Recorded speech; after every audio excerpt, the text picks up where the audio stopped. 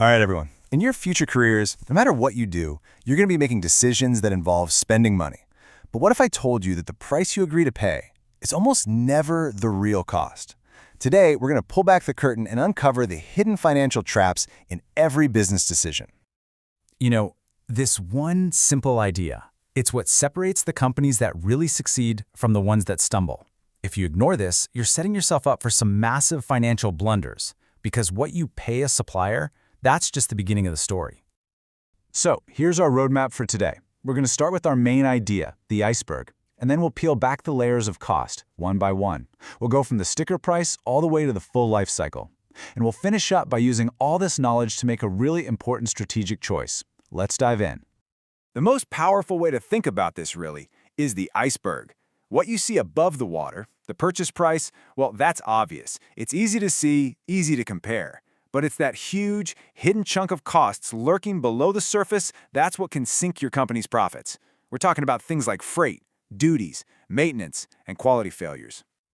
And this isn't just some theory from a textbook. This shift in thinking from just price to total cost really mirrors the evolution of the whole supply chain profession. We've moved on from being tactical price hunters, just chasing the lowest number, to being strategic value creators. In fact, you can usually tell how mature a company is just by looking at how it measures cost. Okay, so let's start with that visible tip of the iceberg, the unit price. Even this number, which seems so simple, the sticker price a supplier quotes you, is actually far from a sure thing. It's a variable, and it can be influenced by a whole bunch of key factors. For instance, the more you buy, the cheaper it gets, right? That's volume discounts. If you need higher quality materials or really tight manufacturing specs, well, that's going to command a higher price. Need it tomorrow? You bet that rush order is going to cost you a premium. And even before a single thing is shipped, the supplier's own costs for things like labor and energy where they are already baked right into that price they quote you. Okay, so we get the unit price. But that doesn't really answer the most important question, which is, what did it cost to get this thing to my facility ready for me to use? To answer that, we have to go one layer deeper below the water and introduce a concept called total landed cost. Total landed cost, or TLC, is really our first step in turning these abstract supply chain risks, things like distance and crossing international borders, into cold, hard financial numbers. It's the grand total of every expense to get a product from the supplier's dock right to your front door. And this, my friends, is where the hidden costs really start to pile up. Beyond what you paid for the product itself, you've got transportation, customs and duties, insurance, handling fees. These aren't optional. They are real, unavoidable expenses that can completely change the financial picture of your decision. Let's make this real. Imagine you need to import 1,000 units of some component. An overseas supplier gives you this fantastic quote, just $10 per unit. It is the lowest price you found anywhere. Now, a purely tactical buyer would stop right here and place the order. But we know better, don't we?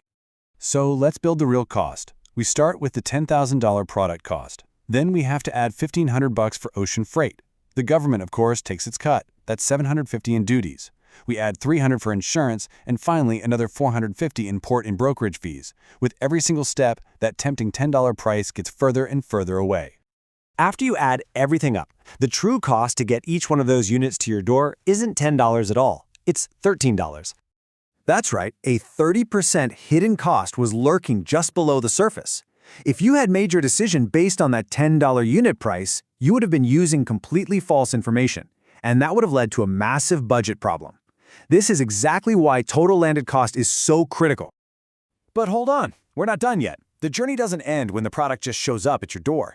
The most strategic, forward-thinking companies look even deeper. They consider the entire life cycle of whatever they're buying. And this brings us to our most comprehensive view, total cost of ownership. You see, total cost of ownership, or TCO, it's really a philosophy. It's a whole new way of thinking. It shifts our focus from the cost of buying something to the total cost of owning it. It includes every single expense from the moment you plan the purchase until the day you finally get rid of it. So the crucial point here is that TCO takes everything we just calculated in total landed cost, and then it adds all the costs that happen after the product arrives. How much energy is it going to use? What about maintenance? What happens if it breaks down and shuts our production line down? How much will it cost to train our people to use it? And what will it cost to dispose of it at the end of its life? All of these, they're part of the true cost. Now, let's put this into practice. Let's say you need to buy a key piece of manufacturing equipment. You've got two options. Supplier A is domestic, right here at home, and Supplier B is international. Let's look at the data and make a truly strategic choice. Let's break this down. As you can see, right off the bat, Supplier B has a unit price that's $5,000 cheaper. That is the immediate temptation, right? But look deeper. Their freight cost is way higher, you have to pay duties, and their maintenance is more expensive too. A price-focused buyer would stop at that first line, but we're going to analyze the entire picture over this machine's 3-year lifespan. And right here, this is the power of strategic analysis. On the left, you see the simple price comparison where Supplier B looks like the clear winner. But on the right, when we calculate the total cost of ownership over 3 years, the story completely flips on its head. Supplier A, the domestic option with the higher sticker price, actually has a 3-year total cost of ownership of $62,000. Meanwhile, Supplier B, the supposedly cheaper option, ends up costing $64,250 once you factor in absolutely everything else. The TCO analysis flips the decision, revealing that Supplier A is the more profitable choice by over $2,000. Now, I want to be fair. TCO is an incredibly powerful tool, but it's not perfect. Its greatest strength is that it forces you to make a holistic decision and it uncovers those hidden costs. But its biggest weakness is that it's very data-intensive, and you have to rely on assumptions about the future that might not pan out. So it's a tool, not a crystal ball. And that really brings us to our final and most crucial point. We've journeyed from that simple unit price down through landed cost all the way to the full depth of total cost of ownership. The ultimate goal here isn't just to get better at math. It's to use these tools to practice strategic cost management, to make smarter, more profitable, and more resilient supply chain decisions.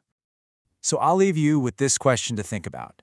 Whether it's in business or even in your own life, when you make a decision based on price, what are the hidden costs you might be ignoring? What lies beneath the surface of your own personal iceberg?